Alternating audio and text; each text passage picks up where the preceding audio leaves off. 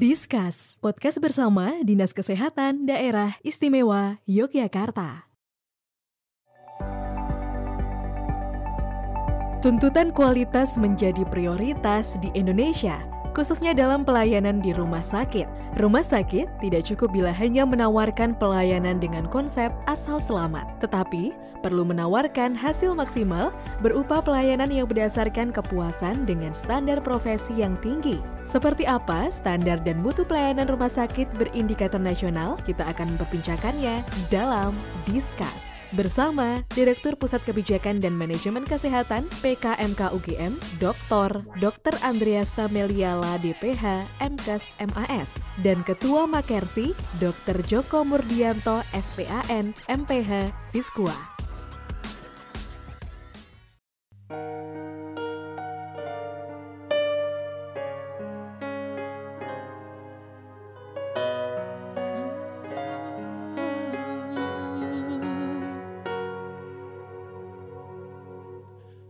Kulihat mentari tersenyum bersinar berseri, sambut pagi ini, awal ibadah kami, percik embun pagi, menyapa kalbu insani, puji dan syukur anugerah ilahi selalu menemani. Hidupku sekali harus terisi dengan ibadah, penuh karya, raih pahala, dapatkan ridho tertinggi. Bagaikan mentari yang selalu berseri, tunaikan tugas tanpa keluh, dengan tulus tunaikan hayat dari Sang Robbi. Dari Sang Robbi, kulihat mentari tersenyum bersinar berseri, sambut pagi ini, awal ibadah kami.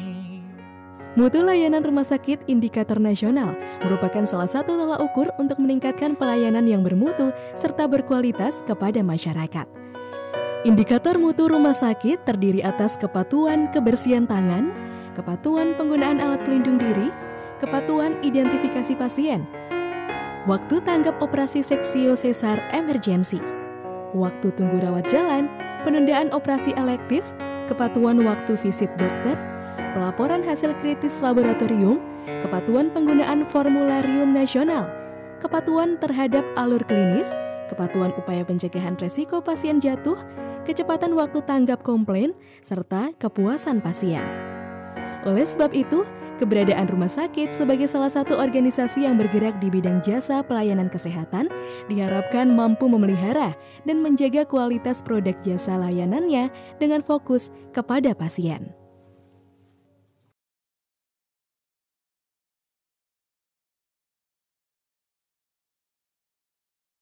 Bismillahirrahmanirrahim. Assalamualaikum warahmatullahi wabarakatuh. Salam sejahtera, Om Swastiastu, Namo Buddhaya, salam kebajikan. Halo Sobat Sehat, senang sekali Dina Amalia bisa menyapa Anda di Discuss kesempatan kali ini podcast Dinas Kesehatan Daerah Istimewa Yogyakarta, yang podcast ini merupakan satu upaya bentuk promosi, sosialisasi dan juga edukasi kepada masyarakat terkait dengan permasalahan kesehatan maupun terkait dengan pelayanan kesehatan. Dan di episode kali ini kita akan membahas satu topik atau satu isu yang sangat dekat ya dengan kehidupan kita nih Sobat Sehat, yaitu terkait dengan mutu layanan rumah sakit. Rasanya kalau Sobat Sehat mungkin sebagian besar ya dari kita ini pernah ke rumah sakit. Kalau bukan sebagai pasien, sebagai pengunjung atau juga sebagai pembesuk gitu ya. Dan tentu kalau kita berharap pelayanan atau rumah sakit sebagai layanan kesehatan kepada masyarakat ini bisa memberikan pelayanan kesehatan yang bermutu, kemudian juga yang aman, yang nyaman, dan juga yang berkualitas. Kira-kira seperti apa mutu layanan rumah sakit? Kita akan membahas secara lengkap di kesempatan kali ini bersama dengan dua narasumber kita yang sudah hadir akan membersamai kita, ahli dan juga praktisi di kesehatan masyarakat dan juga manajemen dan kebijakan rumah sakit. Sudah hadir ada Dr. Djoko Murdianto, SPAN MPH Fiskua, selaku ini mewakili dari PERSI atau Perhimpunan Rumah Sakit Indonesia ya. Selamat pagi Dr. Djoko. Selamat pagi Mbak, selamat pagi sobat sehat. Alhamdulillah. Selamat pagi Dr. Andre. Kabar sehat ya Dr. Djoko ya? Alhamdulillah sehat. Alhamdulillah sehat. Di sini juga sudah ada Dr. Andreasta Meliala DPH MKes MAS selaku PKMK UGM atau Pusat Kebijakan dan Manajemen Kesehatan Universitas Gadjah Mada. Selamat pagi Dr. Andre. Ya, selamat pagi Mbak Dina, selamat pagi sobat sehat semuanya. Alhamdulillah, kabar sehat ya? Sehat selalu. Alhamdulillah nih kalau dua narasumber kita di sini kabarnya sehat, semoga juga sobat sehat yang sedang menyaksikan Discuss ini juga kabar sehat supaya kalau harapan kita nih dokter masyarakat tidak perlu untuk ke rumah sakit ya karena butuh perawatan gitu ya, kita harapannya sehat. Tapi tentu kalau kita ada kalanya kesehatan kita menurun atau kita punya keluhan-keluhan kesehatan, ini tentu rumah sakit menjadi salah satu rujukan ya fasilitas kesehatan yang tersedia. Nah tentu kalau dari masyarakat ini harapannya tadi kita mendapatkan satu fasilitas pelayanan kesehatan yang nyaman, yang juga aman. Nah kalau kita berbicara soal mutu layanan rumah sakit, mungkin sebagai permulaan, sebagai pembuka nih Dr. Andre, apa saja kira-kira bahasan yang perlu untuk kita perhatikan kalau terkait dengan mutu layanan rumah sakit? Ya, terima kasih Mbak Dina. Jadi kalau kita bicara tentang perumah sakitan, apalagi kita bicara soal mutu, ini sebenarnya ada banyak dimensinya. Dan kita melihat dari perspektif pengguna atau klien atau pasien, ini tentu ada list ya yang terkait dengan mutu. Nah, misalnya yang pertama terkait dengan akses, bagaimana rumah sakit itu diakses. Akses itu bukan berarti hanya menjangkau rumah sakitnya, tetapi juga terkait dengan bagaimana mereka masuk dan menerima pelayanan, bagaimana mereka mendaftar, bagaimana mereka mencapai tempat-tempat atau unit-unit pelayanan. Kemudian yang kedua pasti yang terkait dengan kebersihan, keamanan, ini satu hal yang sangat mendasar. Nah, kemudian yang advance sebenarnya terkait dengan mutu di tingkat global, sekarang yang dibicarakan adalah outcome klinis. Apa itu, Dok?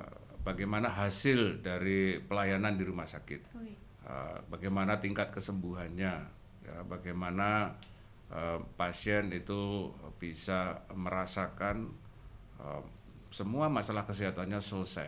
Ya, sekarang di level global sudah di sana ya tentang mutu pelayanan rumah sakit. Baik, jadi ada tadi terkait bagaimana klien ini mengakses rumah sakit gitu ya, layanan di rumah sakit, dan juga yang penting juga tadi ada outcome klinisnya ya, kesembuhan, tingkat kesembuhan yang nantinya akan diterima oleh pasien atau juga pengguna layanan kesehatan ini. Nah, kalau dari rumah sakit di Indonesia atau mungkin khususnya di Yogyakarta terkait dengan mutu layanan rumah sakit ini seperti apa nih? Kalau Dr. Djoko? Terima kasih Mbak Tia. Jadi ada beberapa definisi ya. Ada beberapa saya sampaikan. Pertama misalkan sampaikan bahwa mutu itu kesesuaian terhadap persyaratan, permintaan persyaratan. Ada juga kalau konteksnya akreditasi itu kesesuaian terhadap standar. Ya, artinya apa? Rumah sakit itu membuat standar pelayanan apapun. Nah, yang kita hadirkan kepada pasien itu standar itu. Artinya apa? Kalau kita melayani pasien, kemudian yang kita layani itu, layan apapun, tidak sesuai dengan standar yang kita sudah bakukan, itu tidak bermutu. Itu pertama. Kemudian saya kira, mutu dilihat dari beberapa aspek. Tadi Pak Andri sudah sampaikan, aspek misalnya struktur. Bagaimana sarana fisiknya bersih, ya, kemudian peralatan perlengkapannya cukup bagus, ya. Kemudian bagaimana organisasi manajemennya dan sebagainya. Kemudian aspek proses, bagaimana kecepatan dokter itu memberikan layanan. Apakah dokternya visite misalkan ya, perawatnya bagaimana dalam memberikan pelayanan, apakah caring dari mutu caringnya cukup bagus misalkan ya. Kemudian dari aspek keluaran tadi Pak Andre sampaikan, dari aspek keluaran mutu klinis ya.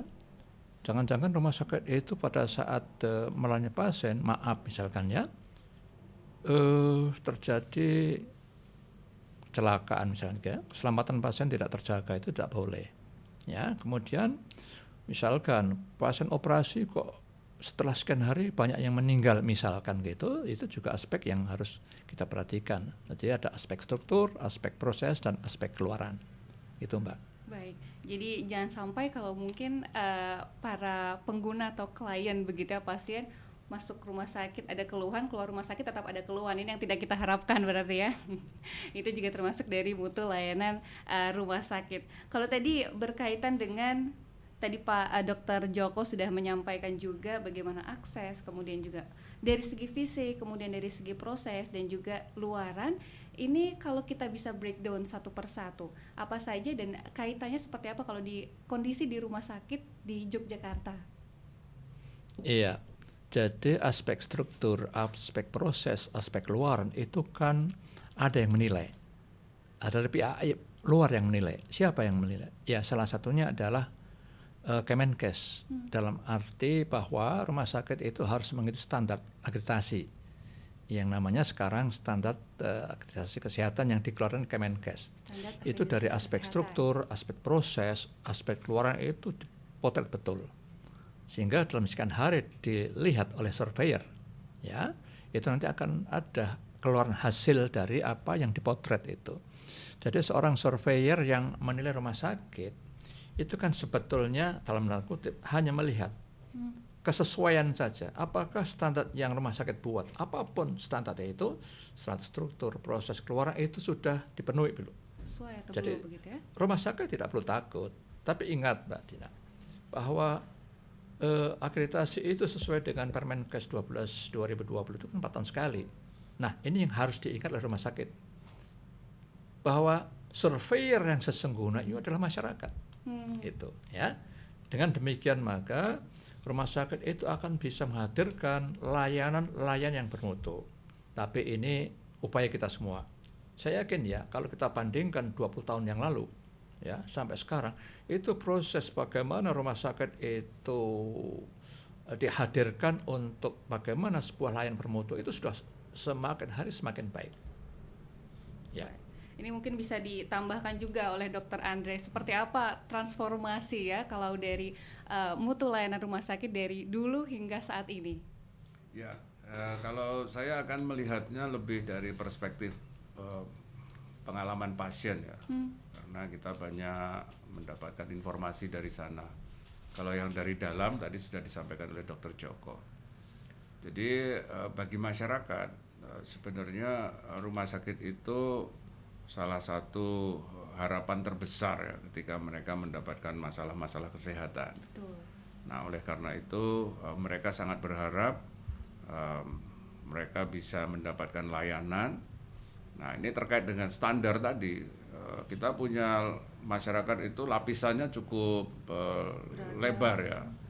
Artinya ada yang punya pengalaman dengan pelayanan-pelayanan rumah sakit internasional, dan ada juga masyarakat yang mereka sama sekali belum punya pengalaman dirawat di rumah sakit dengan standar tertentu. Jadi ketika mereka bisa masuk rumah sakit itu sudah bersyukur gitu. Nah, jadi kalau melihat situasi ini, maka kita bisa membayangkan ya bagaimana satu rumah sakit itu berusaha mengakomodasi ya, experience, expectation ya, pengalaman dan harapan ini dengan menyediakan layanan-layanan tadi yang mulai dari bisa tampilannya, bisa prosedur penanganannya ya, yang harus bisa memenuhi kebutuhan dan harapan. Yang berat kan di harapan nih. Kalau kebutuhan ya, kalau kebutuhan itu dari sisi provider itu jelas paling paham sebenarnya yang dibutuhkan pasien apa. Tapi ketika kita bicara harapan, nah ini yang sering timbul kesenjangan. Ya, pasien tuh berharap bisa dilayani dengan cepat, kemudian biayanya murah, dan sembuhnya juga cepat gitu. Nah ini yang kadang-kadang perlu ada edukasi sebenarnya terkait dengan mutu ini. Baik. Ya. Kalau tadi kita lanjutkan untuk berbicara soal kesenjangan ya antara harapan, ekspektasi versus realita gitu ya dokter ya. Bagaimana upaya dari misal nanti dari Persi juga dokter Joko bisa menambahkan dan juga dokter Andre upaya dari rumah sakit untuk bisa memenuhi ekspektasi itu. Terlebih lagi kalau sebagai informasi juga ya Sobat Sehat, kalau rumah sakit di Yogyakarta ini jumlahnya ada 79 rumah sakit yang kemudian tersebar di 5 kabupaten kota. Ada 18 rumah sakit di kota Yogyakarta, kemudian ada 16 rumah sakit di Kabupaten Sleman, di Kabupaten Bantul maksud kami, kemudian ada 28 rumah sakit di Kabupaten Sleman, 8 rumah sakit di Kabupaten Gunung Kidul, dan juga ada 9 rumah sakit di Kabupaten Kulon Progo. Bagaimana bisa menjamin mutu sekian banyak rumah sakit utamanya ada di daerah istimewa Yogyakarta? Dokter Joko dulu. Iya, jadi bagaimana upaya Persi untuk bisa menghadirkan layanan rumah sakit yang bermutu bagi anggotanya. Baik. Jadi begini Mbak Dina ya, bahwa tadi sampaikan rumah sakit di DIY itu kan ada 79. Betul. 79. Jumlah penduduk di DIY itu kalau tidak salah sekitar hampir 4 juta ya, 3 juta sekian ya. Sementara tempat tidur kita itu saya yakin sudah di atas 7.000. Artinya kalau rasio 1 banding 1.000, satu tempat tidur banding 1.000 penduduk, itu insya Allah kalau itu masih dipakai aturan itu sebenarnya sudah cukup. Cukup ya. Ya. Nah, dari segi kuantitas cukup. Dan bagaimana dari segi kualitas? Ya, oleh karena itu, Persi itu kan perhimpunan rumah sakit seluruh Indonesia di DIY ya, itu ada bidang-bidangnya. Ada misalkan bidang di kompartemen mutu, saya termasuk di situ. Bagaimana kompartemen mutu itu bisa bersama-sama dengan seluruh rumah sakit di DIY tanpa kecuali menghadirkan layanan bermutu. Pertama tentu kita harus selalu mengingatkan, ya, pintu masuk dari bagaimana kita bisa memberikan layanan bermutu itu adalah dengan akreditasi salah satunya, ya. Dan akreditasi itu masa berlakunya kan berbeda dengan yang saat SNAS itu ya. Kalau dulu 3 tahun, sekarang 4 tahun. Okay. Nah, di antara tahun pertama dengan tahun keempat, itu insya Allah nanti kan ada dinas kesehatan yang bisa masuk di situ untuk memberikan bimbingan, untuk memvisitasi dan sebagainya. Maka Persi juga punya peran di situ. Bukankah anggota Persi ya itu juga punya rumah sakit dan masing-masing rumah sakit itu juga punya surveyor. Nah, surveyor yang ada di rumah sakit apapun bentuk lipanya, bisa kas, bisa larsi, bisa yang lain, itu bisa memberikan semacam pendampingan dari saat akreditasi pertama sampai reakreditasi. Karena apa? Jujur saja Bapak Ibu sekalian, sahabat sehat, bahwa budaya mutu itu masih terus kita tingkatkan. Sehingga jangan sampai nanti pada saat misalkan akreditasi tahun 2023, maka reakreditasi kan 2027. Jangan sampai nanti pada saat kita reakreditasi kita langsung melembur-lembur, itu sudah budaya nggak benar. Kalau rumah sakit itu sudah tumbuh berkembang budaya mutunya, maka pada saat reakreditasi ya sudah pekerjaan biasa. Sehingga apa yang kita tekankan, bagaimana di antara akreditasi pertama dan reakreditasi itu ada upaya di rumah sakit untuk melakukan audit internal. Ya, audit internal. Sehingga pada saat nanti terserah apakah setahun 2 kali atau 4 kali, itu untuk apa? Untuk maintain. Ya. Untuk maintain, karena dinyatakan sudah lulus paripurna. Maka untuk mendapatkan predikat paripurna itu kan tidak gampang. Tapi yang tidak gampang juga adalah mempertahankan paripurna itu.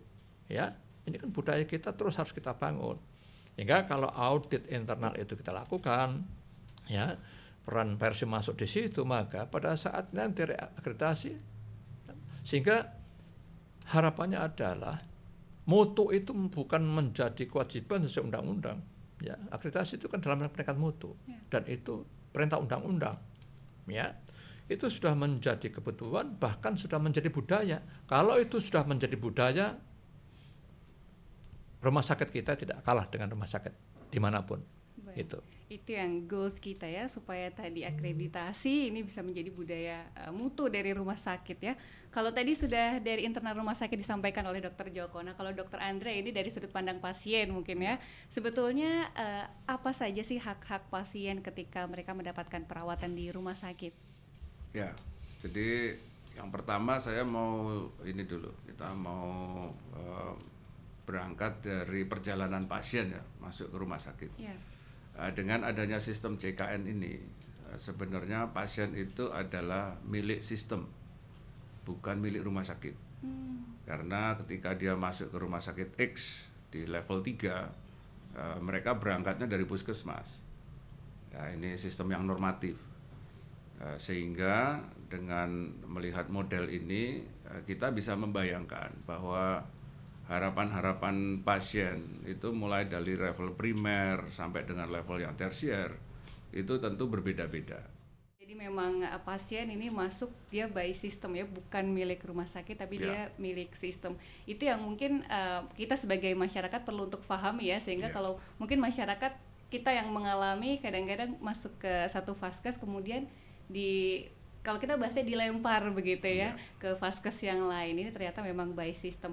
Nah kalau tadi masih berkaitan dengan hak-hak pasien, kita mulai mungkin ya Dr. Andre dari awal pasien mendapatkan pelayanan di front office begitu sampai kemudian mendapatkan pelayanan pemeriksaan, kemudian juga ke farmasi atau pengobatan, ini seperti apa dok? Ya, jadi kita lihat ada item-item yang spesifik ya terkait dengan hak pasien. Itu mungkin Dr. Joko yang paling hafal karena beliau ini surveyor. Nanti gitu bisa tambahkan ya Dr. Joko ya. Tapi yang saya bayangkan begini, kalau saya jadi pasien, ya saya ingin masuk rumah sakit itu rawatannya seamless ya. Seamless itu jangan sampai ada semacam hambatan-hambatan. Saya di pendaftaran ini saya menunggunya jangan terlalu lama, kemudian saya masuk ke poliklinik misalnya, diperiksa, dan ketika dokter melihat kondisi saya ini harus dirawat inap, ya saya akan ikut alur itu, dan ketika nanti dirawat di Bangsal, ya ini ada dokter, ada perawat, ada laboran yang memeriksa saya, ya rasanya saya diperiksa oleh tim. Ya, bukan oleh profesi-profesi yang terpecah-pecah gitu, sehingga ketika saya menanyakan sesuatu itu jawabannya juga komprehensif ya. Dan nanti ketika sembuh pun ya, ketika saya mau pulang ya itu semua kegiatan klinisnya memang sudah selesai dan kegiatan administrasi juga sudah selesai, karena kadang-kadang ada kegiatan klinisnya sudah selesai, administrasinya belum. Nah, betul. Apalagi kalau kita pulang hari Sabtu, misalnya begitu ya. Nah, ini pengalaman-pengalaman yang ada sehingga rumah sakit harus merespon ya hal-hal seperti ini.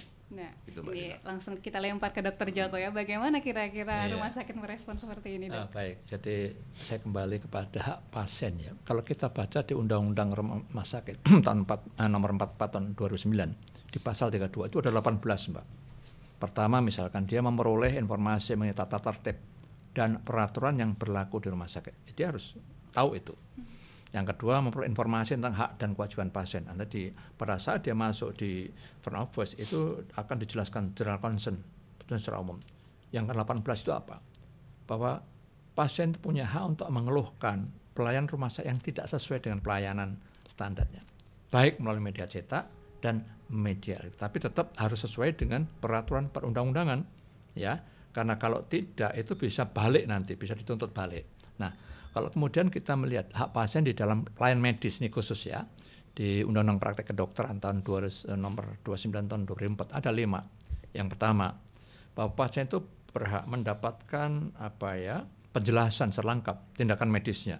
Misalkan orang dioperasi ya, itu harus dijelaskan, dokter bedah harus menjelaskan ya. Dokter anestesi yang melakukan pembicaraan harus jelaskan dari A sampai Z-nya, ya. Ada aturan-aturannya itu, apa yang dijelaskan, ya, lengkap itu, ya. Dari diagnosisnya, kemudian diagnosis dengan cara apa, mau dilakukan tindakan apa, resikonya apa, ya. Kalau terjadi risiko harus diapakan, segala macam. Termasuk barangkali juga kemungkinan kira-kira bayarnya berapa, gitu. Tapi kalau konteksnya BPJS kan sudah ada itu. Yang kedua, bisa meminta pendapat dokter yang lain, second opinion. Jadi second opinion itu pasien.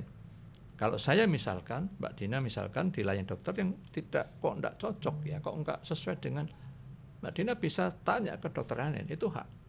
Kita enggak, dokter yang pertama tidak boleh melarang, ya. Betul, ini sebagai salah satu upaya tadi ya untuk promosi juga, kemudian juga sekaligus edukasi kepada masyarakat. Dan nanti masih akan kita lanjutkan perbincangannya, Dr. Joko dan juga Dr. Andre, masih cukup banyak yang harus kita bahas ya. Bagaimana kalau tadi seperti yang disampaikan oleh Dr. Joko, Dr. Andre juga, rasanya pasien atau masyarakat masa kini ini sudah semakin sadar, kemudian juga kritis ya terkait dengan layanan mutu rumah sakit. Nah, bagaimana menanggapinya dan juga bagaimana meningkatkan kualitas di beberapa aspek atau beberapa sektor di rumah sakit itu sendiri nanti akan kita lanjutkan setelah kita simak video berikut ini. Peningkatan mutu pelayanan rumah sakit merupakan hal yang sangat penting karena rumah sakit memberikan pelayanan yang paling kritis dan berbahaya dalam sistem pelayanan dan sasaran kegiatannya, yaitu jiwa manusia. Mutu layanan rumah sakit, indikator nasional tertuang dalam Peraturan Menteri Kesehatan Republik Indonesia Nomor 30 Tahun 2022. Peraturan tersebut menegaskan bahwa indikator nasional mutu pelayanan kesehatan merupakan salah satu perangkat untuk menilai dan mengevaluasi tempat praktik mandiri dokter dan dokter gigi, klinik, pusat kesehatan masyarakat, rumah sakit, laboratorium kesehatan, dan unit transfusi darah dalam mempertahankan dan meningkatkan mutu pelayanan kesehatan. Akan tetapi, dalam penjaminan mutu layanan rumah sakit, terdapat berbagai kendala yang dihadapi, di antaranya adalah jumlah tenaga paramedis yang belum sesuai standar karena dihitung bukan berdasarkan tempat tidur, tetapi berdasarkan tingkat ketergantungan pasien dan beban kerja. Sehingga terjadi keluhan dengan ketidaksiapan dokter setiap saat dalam memberikan pelayanan maksimal pada pasien. Latar belakang pendidikan tenaga medis tidak menjamin kesesuaian kebutuhan pasien meskipun telah memenuhi standar serta pelatihan dan pengembangan dilaksanakan secara bertahap setiap tahun karena terbentur dengan anggaran dan program. Tidak ada alokasi dana untuk rawat inap namun melalui pengajuan proposal sehingga kurang cukup dalam memenuhi kebutuhan operasional pelayanan, serta anggaran diklat tidak sesuai standar karena dianggap tidak penting. Jumlah tempat tidur sudah sesuai dengan standar,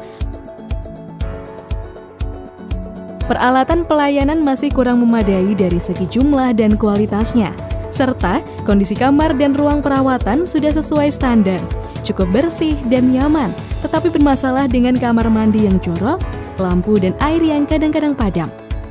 Prosedur pelayanan baik, sistem administrasi pembayaran yang belum jelas, tetapi tidak ada keluhan yang berarti.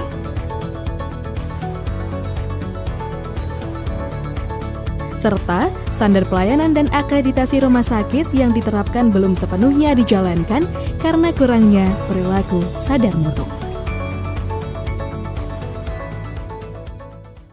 Terima kasih Sobat Sehat, Anda masih menyaksikan Discuss, podcast Dinas Kesehatan Daerah Istimewa Yogyakarta. Kita akan lanjutkan perbincangan bersama dengan Dr. Andre dan juga Dr. Joko masih terkait dengan mutu layanan rumah sakit. Ternyata masih cukup banyak PR-nya yang harus kita garap nih Dr. Andre dan juga Dr. Joko terkait dengan standarisasi pelayanan rumah sakit. Ini seperti apa dan kemudian tantangan-tantangan yang saat ini dihadapi oleh rumah sakit di Yogyakarta maupun di Indonesia ini seperti apa Dr. Andre? Ya.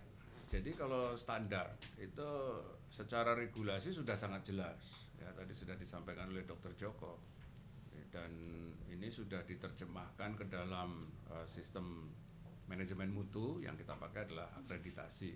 Ya.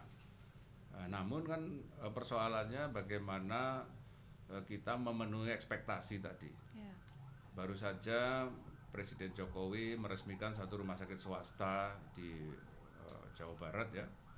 Beliau mengatakan ada 2 juta rakyat Indonesia berobat ke luar negeri. 2 juta itu enggak sedikit ya, banyak itu. Dan Kementerian Kesehatan juga sudah membuat survei ya, mengapa orang Indonesia berobat ke luar negeri. Nah, ternyata ada banyak faktor.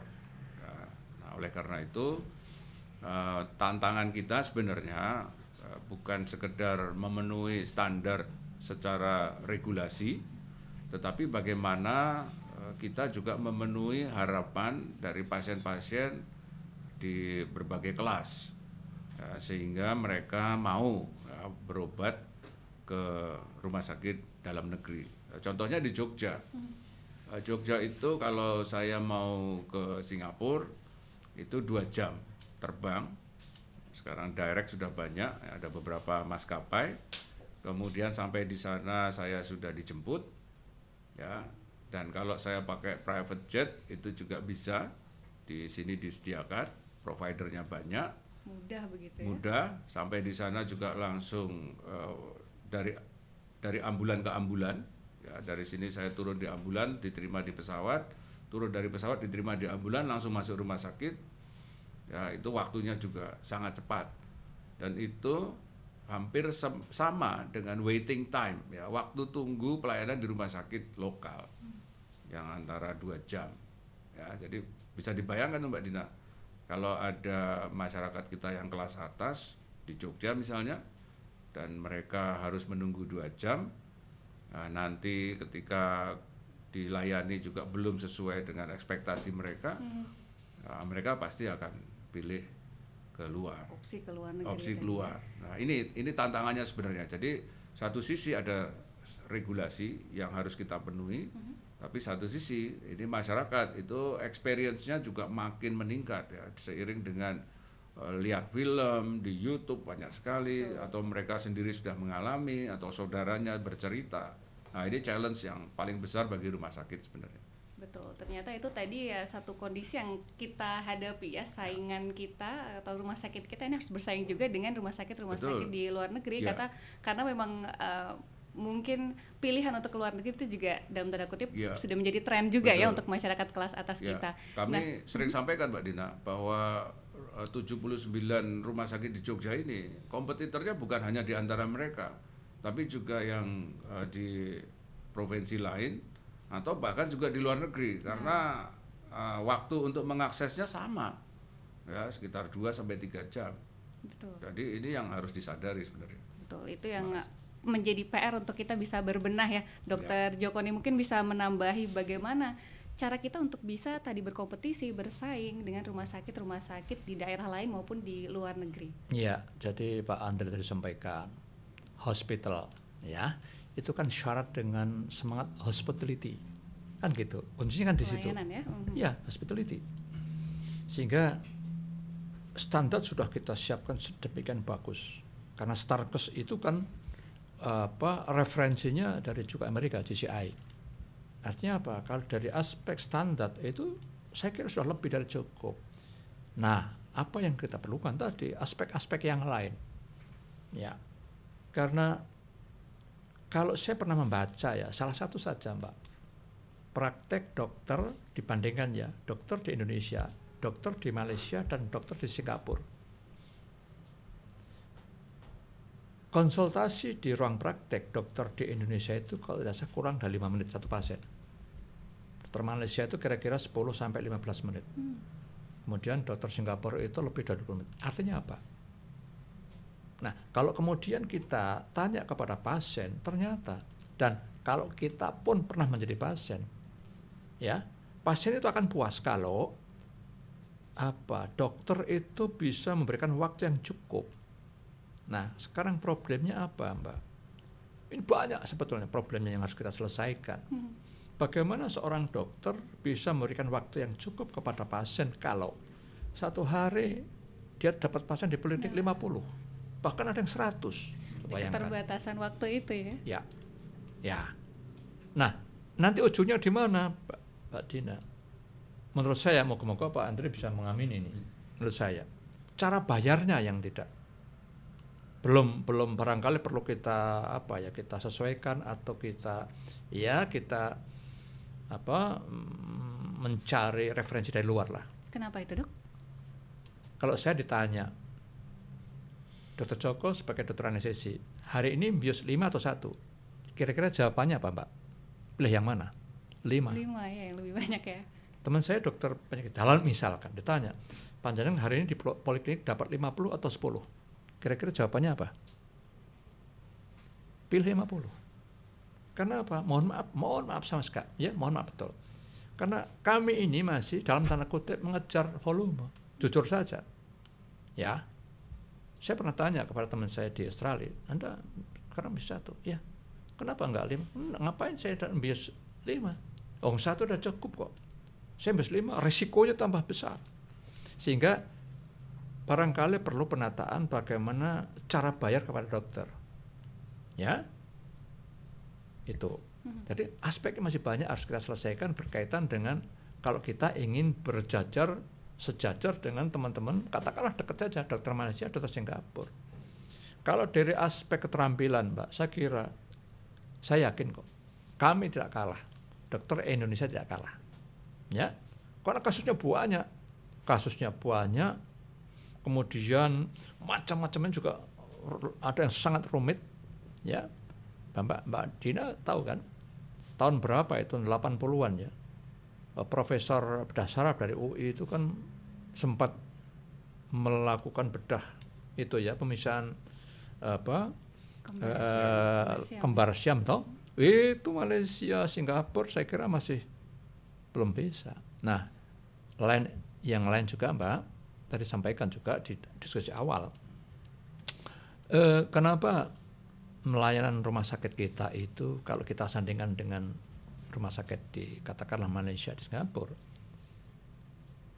orang yang kita layani kemudian dia membeli obat, kemudian dia harus menggunakan alat-alat khusus, alat canggih kan. Alat dan obat itu dibebani pajak, barang mewah.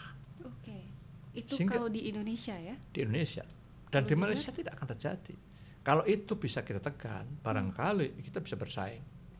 Nah, kunci di situ, apakah pemerintah punya kemauan untuk bisa menurunkan paling tidak ya, syukur kalau menghilangkan pajak-pajak ini. Ya. Baik.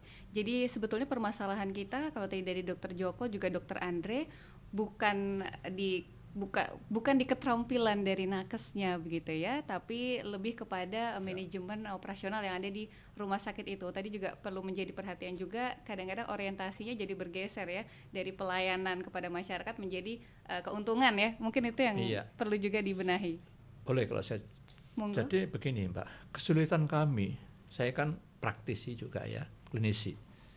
Kalau teman saya di Australia, begitu dia masuk di ICU, dia tidak pikir panjang, saya menggunakan obat apa, saya menggunakan alat apa, tersedia semua. Dan itu sudah di-cover asuransi. Tapi kalau saya melayani pasien di Jogja, saya menggunakan alat tertentu, saya mikir, kira-kira bisa beli tidak? Kira-kira bisa di-cover oleh BPJS tidak? Jadi dokter di Indonesia itu mikirnya 2 kali lipat. Memikirkan bagaimana bisa memberikan layanan sebaik-baiknya agar sembuh. Ya, kalau misalkan ya sampai kemudian tidak semua meninggal, itu meninggal dengan akhir yang baik. Ya. Yang sisi kedua, saya juga harus memikirkan apakah alat yang dipakai nanti bisa terbeli dan sebagainya. Kalau kan tidak semua di-cover BPJS. Ini yang susah. Jadi ada beban yang harus dipikirkan oleh nakes itu. Saya di Australia itu pasang CVP baru sehari 2 kali tidak masalah. Kalau di sini pasang kateter vena sentral itu harganya berapa? 500.000. Ya kan? Di sana sudah tersedia semua. Oke, jadi memang masih ada banyak pertimbangan-pertimbangan yang harus dipikirkan oleh nakes, dan rasanya pertimbangan kalau di rumah sakit juga harus dipikirkan ya oleh para pasien atau masyarakat, karena tadi seperti di awal sudah kita sampaikan, kalau di Yogyakarta terutama ya ada 79 rumah sakit, tentu kalau masyarakat ini punya beberapa opsi begitu ya untuk bisa memilih di mana fasilitas kesehatan yang nyaman menurut dia.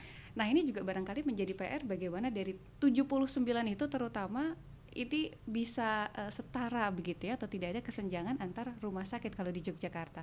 Dokter Andre, kira-kira seperti apa solusinya? Ya, jadi ini kan masalahnya masuk ke biaya mutu ya. Mutu itu ada biayanya. Ini yang harus kita sadari juga. Ketika rumah sakit akan menjalankan standar tadi, seperti yang sudah disampaikan Dr. Joko, itu ada biayanya, cost for quality. Ya, nah biaya mutu ini tentu akan semakin meningkat ketika rumah sakit ini kelasnya makin tinggi. Ya, tipe A misalnya atau kelas A. Wah, itu alat-alatnya sudah harus yang sangat high tech. Kemudian dokter-dokternya subspesialis, obat-obatnya juga obat-obat yang sangat khusus ya. Itu untuk bisa menjalankan alat yang high tech tadi itu perlu biaya maintenance juga yang mahal. Dan kebetulan alat-alat itu belum ada yang diproduksi di Indonesia. Ya, semuanya impor, CT scan, MRI, PET scan gitu. Itu semuanya dari luar. Itu harganya mahal. Dan kalau kita lihat biaya mutu ini juga terkait dengan misalnya untuk training, ya, training tenaga kesehatan. Nah, ini tidak masuk ya di dalam perhitungan pembiayaan inasi bijis ya, di jaminan kesehatan nasional. Nah, jadi ada beberapa hal mungkin yang menjadi poin, ya, tetapi saya melihat biaya mutu ini yang paling serius sebenarnya karena belum masuk di dalam perhitungan. Nah, tadi Dr. Joko juga sudah menyampaikan bagaimana dokter-dokter di luar sana itu mereka tampaknya leluasa gitu ya. Itu karena memang mereka menggunakan standar-standar yang tinggi. Ya, standar-standar yang ditujukan untuk meningkatkan keselamatan pasien. Dan itu mereka sudah menyadari ya, biayanya nggak murah. Nah, dan itu sudah mereka cover. Nah, sehingga kalau kita melihat bagaimana rumah sakit ini sekarang, ya, apakah bisa nanti menjalankan itu, ya rumah sakit harus akrobat. Ya, beberapa mereka menggunakan pendekatan-pendekatan tertentu ya supaya bisa menutup biaya mutu tadi. Ya, dan kalau bisa memang kan biaya tenaga kesehatan ya yang beli besar ya bisa 30-40% itu. Nah, kalau itu ditekan, ya kita bisa lihat akibatnya dengan mutu seperti apa. Ya. Harapannya untuk konsultasi bisa lama, pasti nggak mungkin. Ya, kemudian juga tadi menjelaskan operasi, ya, wah itu ada banyak penjelasannya, itu juga terpotong gitu ya, pasti akan sangat sulit dijalankan. Baik, ya. Baik. Tapi apakah itu bisa terselesaikan ya? Tadi misalnya kita mengcover biaya mutu. Misalnya ada dukungan dari pemerintah atau juga dari pihak swasta, apakah mungkin itu dilakukan? Ya, ini kan pemerintah sekarang sedang menggalakkan TKDN ya. Jadi bagaimana supaya alat dan obat itu bisa memiliki kandungan lokal yang tinggi. Nah, dan pemerintah juga ada Perpresnya, Perpres 16 kalau nggak salah. Itu juga mensyaratkan kalau ada alat lokal, maka alat dari luar itu di stop impornya.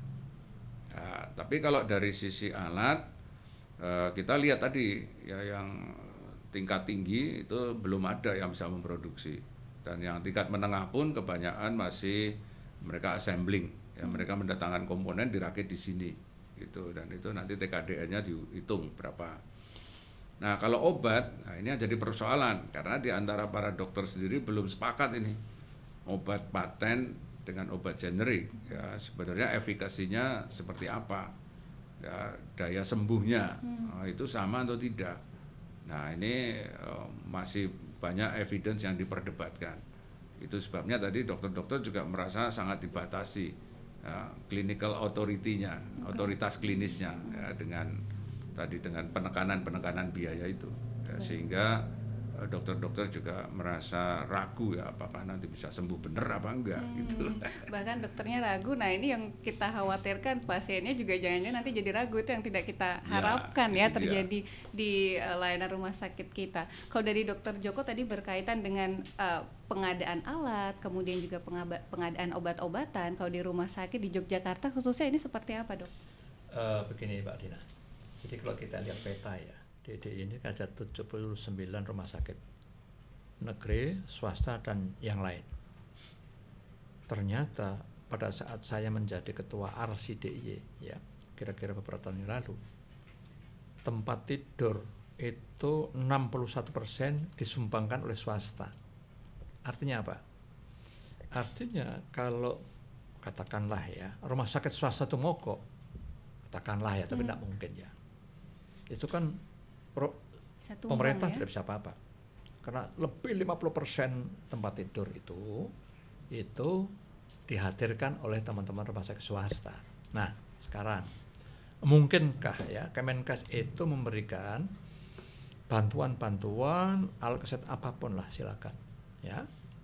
Itu nanti bisa dikomunikasikan kan, bisa dikoordinasi dengan RC dan sebagainya. Contoh misalkan untuk pemenuhan kebutuhan layanan intensive care saja 10% dari tempat tidur itu harus disediakan untuk ICU. Artinya kalau 50 tempat tidur ada 5 itu 60% harus ICU, yang lainnya bisa yang lain-lain ya, BPJS bisa CCU dan sebagainya. Nah, 3 tempat tidur ini yang untuk ICU perawatan kritis itu harus masing-masing itu ada ventilatornya. Nah, karena pertanyaannya ini kan jadi mahal. Tadi sampaikan Pak Andre, biaya pun harus dihitung. Dan kalau untuk rumah sakit sendiri, apalagi swasta yang masih di jauh, itu kan juga berat. Kenapa? Ventilator itu satu tidak kurang 500 juta. Sekarang pertanyaan berikutnya, bagaimana tingkat utilitasnya? Kita punya satu saja, saya kebetulan Dewan Pengawas di sebuah rumah sakit swasta, kita punya satu saja, itu 6 bulan belum tentu dipakai. Nah, ini kan sebetulnya bisa dikomunikasikan, apa ya begitu, ya kan? Kalau misalkan rumah sakit D, oke, kalau aturan 3 boleh 1, tapi 1 itu sifatnya intensive care-nya kan sementara, yang kelasnya yang masih sederhana. Kalau memang sudah tingkat advance harus kita rujuk ke rumah sakit yang lebih besar lagi, itu. Ini juga yang menjadi PR juga tadi dibahas oleh Dr. Joko dan juga Dr. Andre, supaya rumah sakit kita ini bisa bersaing ya. Apalagi kalau sekarang ada juga tren medical tourism gitu ya, Dr. Andre ya. Kadang-kadang masyarakat kelas atas kita itu memilih keluar barangkali karena tadi medical tourism. Nah, kalau di Indonesia sendiri atau di Yogyakarta sendiri, apakah ada potensi untuk menjadikan rumah sakit atau pelayanan kesehatan kita itu ke arah sana nih, Dr. Andre? Ya. Ini menarik nih kalau kita sudah bicara medical tourism ya. Ini kan sudah dibahas sejak lama, mungkin lebih dari 20 tahun ya. Bagaimana Indonesia mempunyai ini layanan medical tourism. Tapi akhir-akhir ini sedang digalakkan lagi, dan kebetulan ya, Jogja ini menjadi salah satu titik pengembangannya. Ya, karena Rumah Sakit Sarjito itu mendapat mandat untuk pengembangan herbal ya, dan juga Dinas Kesehatan DIY sendiri itu juga punya program untuk pengembangan kesehatan tradisional. Nah, artinya apa? Artinya kalau kita melihat potensi itu besar, tempat wisata juga ada, kita punya jamu-jamu gitu ya, kemudian tidak jauh dari sini di Tawangmangu itu ada pusat untuk pengembangan tanaman herbal, ahlinya juga banyak di perguruan tinggi. Nah, tapi kemudian bagaimana ini ekosistemnya kita bangun, ini yang belum ada. Ya, bagaimana sumber daya yang sudah diidentifikasi tadi itu bisa disinergikan sehingga menjadi satu kekuatan untuk mendatangkan turis ya, wisatawan yang mereka ke sini tidak sekedar untuk berwisata tapi juga untuk berobat. Nah, tadi kan tantangannya di rumah sakitnya nih. Kalau wisata kita sudah banyak yang datang. Tapi rumah sakitnya seperti apa? Karena seperti disampaikan Dr. Joko, baru memikirkan pasien JKN saja rumah sakit ini sudah berat, ya kan? Ini kok ditambah lagi dengan medical tourism ya. Nah, kemudian juga tadi saya menyambung sedikit yang disampaikan oleh Dr. Joko ya. Kan seharusnya kalau dari sisi pemerintah itu tidak melihat swasta dan rumah sakit swasta dan rumah sakit pemerintah, karena kita berada dalam satu sistem kesehatan daerah. Nah, dulu saya pernah dengar ya, Pak Gubernur itu ingin supaya kalau ada rumah sakit yang punya CT scan ya kalau bisa jangan deket-deket gitu, ya supaya bisa diakses. Kemudian juga alat-alat yang canggih itu disiapkan layanan unggulan di rumah sakit tertentu, nah, sehingga bisa tersebar merata. Nah, dari sini kalau kita punya perspektif sistem kesehatan daerah, maka kita nggak akan membedakan mana swasta, mana publik, ya, dan fasilitas-fasilitas, terutama tadi alat-alat, itu bisa disesuaikan dengan unggulan dari masing-masing rumah sakit, terlepas dari kepemilikannya, karena kita melihatnya dari perspektif sistem kesehatan daerah. Nah, sekarang ini Kementerian Kesehatan sedang membuat penguatan untuk rumah sakit daerah. Mereka diminta untuk memilih apakah unggul di bidang kanker, apakah unggul di bidang jantung, apakah unggul di bidang ginjal atau stroke. Nah, nanti kalau mereka milih kanker, wah itu alat-alatnya dipersiapkan. Nah, namun pertanyaannya, kenapa sektor swasta tidak dilibatkan? Ya, karena data BPJS sendiri 62,8% mitra BPJS itu rumah sakit swasta. Nah, sementara tadi pasien kan milik sistem, ya, bukan lagi milik orang swasta atau milik publik. Dia akan diarahkan sesuai dengan sistem, bisa ke rumah sakit pemerintah, bisa ke rumah sakit publik. Nah, dan kita tahu ya, rumah sakit swasta ini beban investasi, beban operasional, gaji, listrik, air, ya, beban biaya maintenance, biaya reinvestasi itu ditanggung sendiri. Kalau rumah sakit pemerintah kan, apalagi yang bentuknya BLU ya, itu ada subsidi gaji dan sebagainya, keuntungan dipakai sendiri. Ya, kalau rugi dapat subsidi, ya itu kan enak. Nah, namun tadi ya kita harus melihat dari perspektif sistem kesehatan daerah, ya, sehingga medical tourism ini bisa kita kembangkan. Kalau ini hanya dimandatkan di satu rumah sakit, ya saya nggak yakin ini bisa terjadi. Baik. Ya.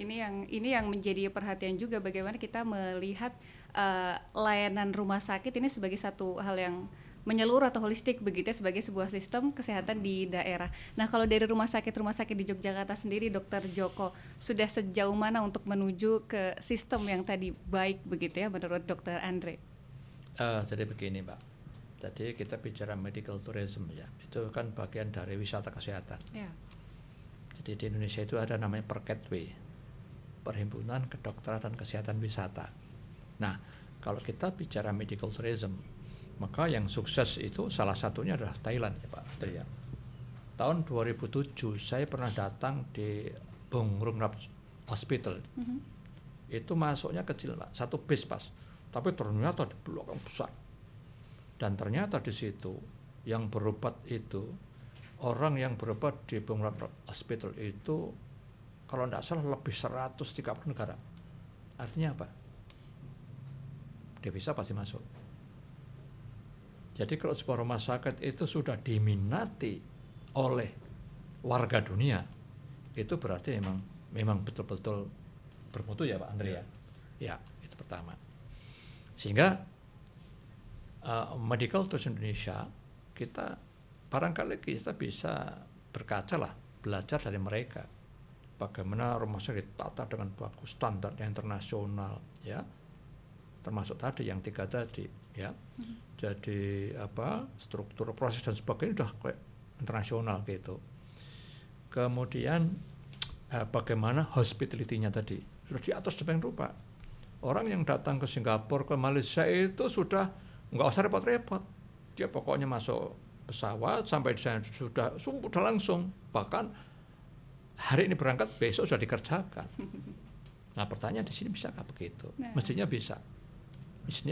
Jadi sebetulnya kalau tadi kita bicara soal medical tourism ke arah sana, ini potensi kita, peluang kita ini sudah sangat besar, tinggal bagaimana kita membangun ekosistem yang baik begitu ya untuk mewujudkan medical tourism, terutama di Yogyakarta. Ya, jadi Perketwe yang diketuai Bu Dr.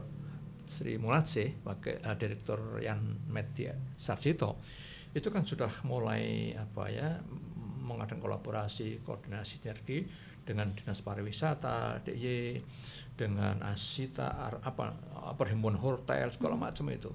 Kemudian nanti, bahkan kemarin beberapa saat yang lalu, Persi DIY juga sudah mengangkat tema itu. Kemudian nanti ke depan bisa semakin bisa berkembang, semakin baik, sehingga harapannya Pak RI 1, Pak Jokowi itu kan bagaimana orang-orang di Indonesia yang berobat keluar kemanapun itu bisa kita tarik kan. Ini kan pekerjaan besar Pak Andre, tidak mudah ya. Ini termasuk mengubah mindset kita berpikir, termasuk dokter. Baik, dan itu yang harus dibenahi di masing-masing sektor begitu ya, supaya tadi kita bisa mencapai mewujudkan goals tersebut. Ini karena kita sudah ada di penghujung kebersamaan, Dr. Joko dan juga Dr. Andre. Mungkin sebagai penutup, Dr. Joko terlebih dahulu terkait dengan tema kita tadi ya, mutu layanan rumah sakit. Silakan dokter. Jadi ke depan rumah sakit harus selalu meningkatkan diri di dalam memberikan pelayanan. Ya, bagaimana pelayanan rumah sakit itu bermutu, mengutamakan keselamatan pasien dan efisien.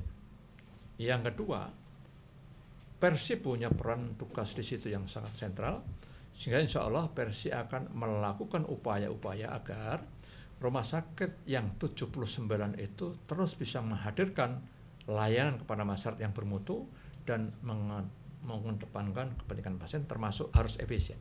Itu saja. Terima kasih. Baik, terima kasih Dr. Joko. Kalau dari PKMK atau Pusat Kebijakan dan Manajemen Rumah Sakit, Pusat Kebijakan dan Manajemen Kesehatan ya dari UGM seperti apa? Ini sebagai penutup Dr. Andre. Ya, jadi kita harus melihat mutu ini dari sudut pandang sistem ya. Kembali saya meng-highlight.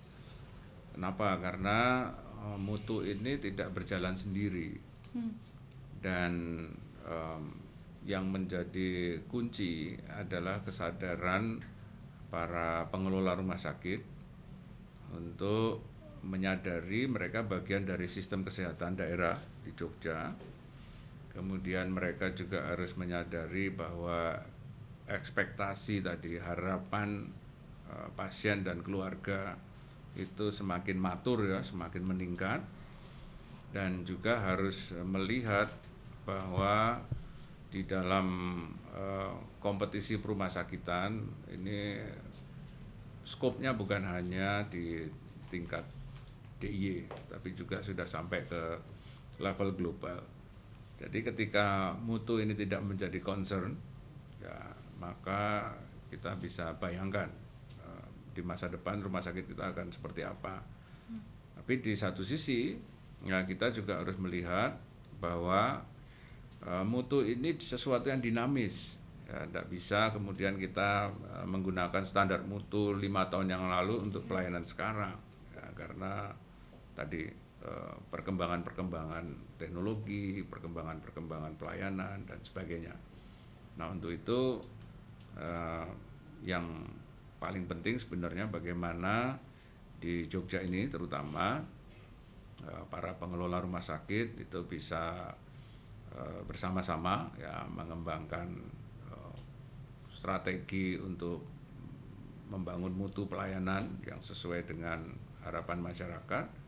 Dan yang kedua dari sisi pemerintah juga tadi sistem kesehatan daerah ini diperkuat ya, sehingga rumah sakit ini bisa menopang sistem ini, kinerja sistem, dan memberikan pelayanan yang optimal.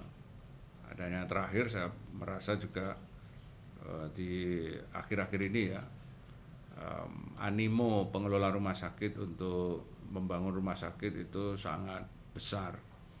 Tadi kita lihat di data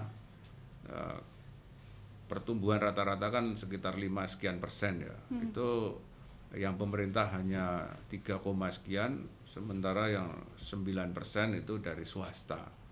Ya. Nah, nanti apakah pemerintah DIY juga akan melihat ini sebagai sesuatu hal yang bisa mendorong rumah sakitan di Yogyakarta? Ya, ini nanti kita lihat sama-sama. Baik. Terima kasih.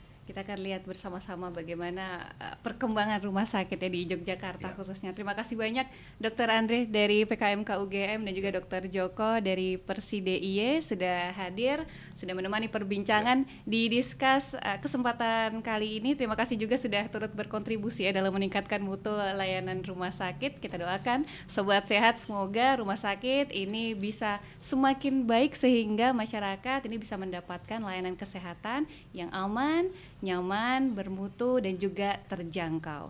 Kita tutup Sobat Sehat untuk Discuss kali ini. Terima kasih Sobat Sehat yang sudah menyaksikan Discuss, podcast Dinas Kesehatan Daerah Istimewa Yogyakarta.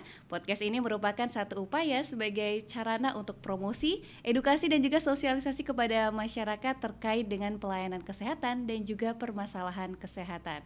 Saya Dina Amalia mewakili seluruh kru yang bertugas mohon pamit undur diri. Wassalamualaikum warahmatullahi wabarakatuh. Salam sehat. Munculnya Indikator Nasional Mutu Pelayanan Kesehatan Rumah Sakit pada hakikatnya adalah upaya yang dilaksanakan oleh semua komponen bangsa Indonesia yang bertujuan untuk meningkatkan kesadaran, kemauan, dan kemampuan hidup sehat bagi setiap orang agar terwujud derajat kesehatan masyarakat yang setinggi-tingginya sebagai investasi bagi pembangunan sumber daya manusia yang produktif secara sosial dan ekonomi. Kondisi ini akan tercapai apabila penduduknya hidup dengan perilaku dan dalam lingkungan sehat, memiliki kemampuan untuk menjangkau pelayanan kesehatan yang bermutu secara adil dan merata, serta didukung sistem kesehatan yang kuat dan tangguh. Dalam rangka mewujudkan tujuan pembangunan kesehatan sebagaimana tertuang dalam Peraturan Presiden Nomor 18 Tahun 2020 tentang Rencana Pembangunan Jangka Menengah Nasional tahun 2020 sampai 2024, Kementerian Kesehatan telah menetapkan 6 tujuan strategis yang salah satunya adalah peningkatan cakupan kesehatan semesta yang bermutu. Untuk mencapai tujuan strategis tersebut, ditetapkan sasaran strategis yaitu meningkatnya ketersediaan fasilitas pelayanan kesehatan dan peningkatan mutu pelayanan kesehatan. Untuk itu, diperlukan kerjasama yang baik antara pihak pengelola rumah sakit dan juga pemerintah. Pihak pengelola rumah sakit dapat memberi prioritas kepada peningkatan sumber daya manusia di rumah sakit, diupayakan adanya uji kompetensi bagi tenaga baru yang akan ditempatkan di rumah sakit, dan juga melaksanakan pelatihan dan pengembangan internal secara maksimal. Dapat dilaksanakan dengan memantapkan perencanaan dan juga budaya mutu dalam ketenagaan, finansial, sarana dan prasarana, prosedur dan standar pelayanan agar mampu mempersiapkan diri dan perilaku yang syarat akan mutu. Pemerintah juga dapat memberikan perhatian kepada sektor kesehatan, salah satunya dengan menambah alokasi anggaran yang dibutuhkan oleh rumah sakit, termasuk untuk pelaksanaan pelatihan dan pengembangan tenaga untuk meningkatkan mutu pelayanan sumber daya manusia. Burung pun bernyanyi, sambut sinar sang mentari, seolah mengerti pesan dari sang ilahi. Hidupku sekali harus terisi dengan ibadah, penuh karya, raih pahala, dapatkan ridho tertinggi. Bagaikan mentari yang selalu berseri, tunaikan tugas tanpa keluh, dengan tulus tunaikan ayat dari Sang Robbi, dari Sang Robbi.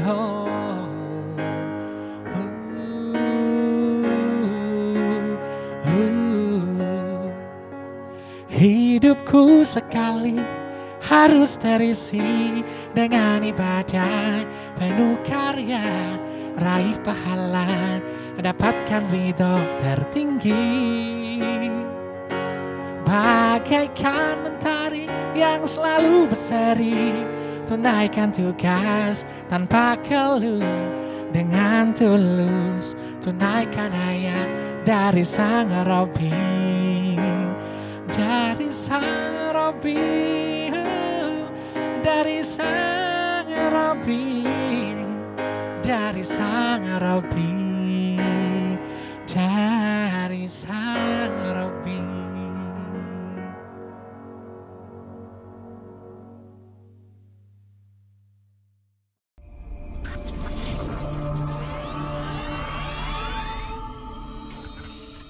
Discuss, podcast bersama Dinas Kesehatan Daerah Istimewa Yogyakarta.